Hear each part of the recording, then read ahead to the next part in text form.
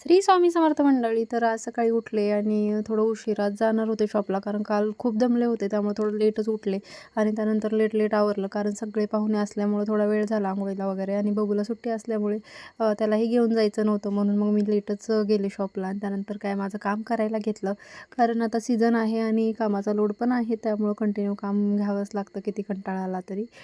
तेच घेतलं आणि त्यानंतर घरी आले. घरी आल्यानंतर सगळे इकडंच आले होते आणि चालली होती आमची आईस्क्रीम पार्टी. तर आईस्क्रीम खाल्लं आणि त्यानंतर थोडा टाईमपास म्हणून मजा-मस्ती केली बाहेर अंगणात.